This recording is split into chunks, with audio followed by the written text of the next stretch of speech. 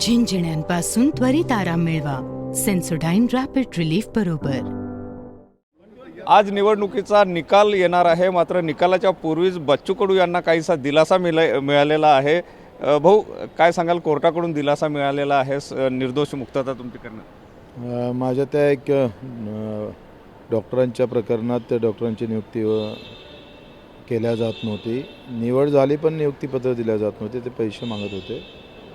त्यामध्ये आंदोलन झालं आणि त्याच्यात मला गुन्हे दाखल झाले होते. तर आता न्यायालयानं मला निर्दोष मुक्तता केली आहे. न्यायालयाचे आभार. भाऊ, आज निकाल येतो आहे, कसं बघता तुम्ही निकालाकडे? काय नेमकं चित्र राहू शकतं?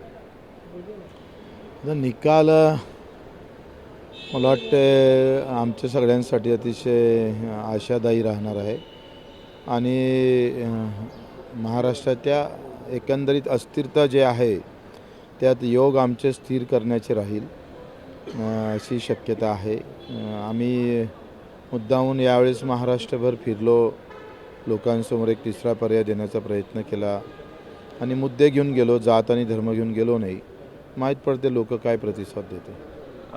भाऊ, महाविकास आघाडी, महायुती आणि तुमचा तिसरा पर्याय, काय एकंदर वाटतं? सगळं चित्र बघता काय नेमकं निकाल येऊ शकते? कोणाला पसंती मिळू शकते जनतेला? असं काही सार्वजनिक वातावरण नव्हतं. मुळात जे काही वातावरण आहे ती त्या मतदारसंघापुरतं मर्यादित आहे. जशी एक लाट असतं, सुप्त लाट असतं किंवा दिसणारी, असं काही नव्हते.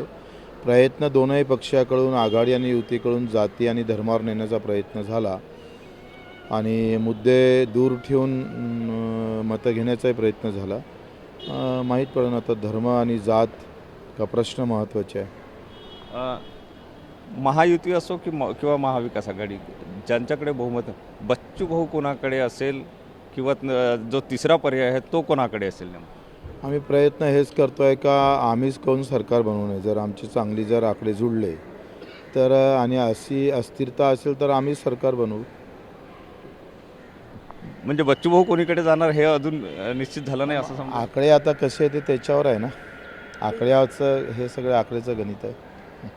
नक्कीच आकडे कसे येते त्यावर सगळे गणित आहे आणि त्यानुसारच मग निर्णय घेतला जाईल, असं बच्चू कडू यांनी स्पष्ट केलं. कॅमेरामन साईसह सुनील ढगे, TV9 मराठी, नागपूर.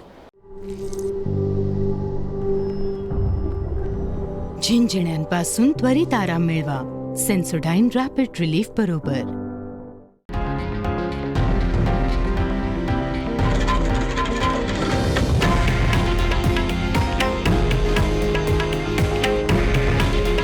हे आहे देशातील नंबर 1 न्यूज नेटवर्क आणि आपण पाहत आहात TV9 मराठी. काळजी तुमची, हित महाराष्ट्राचं.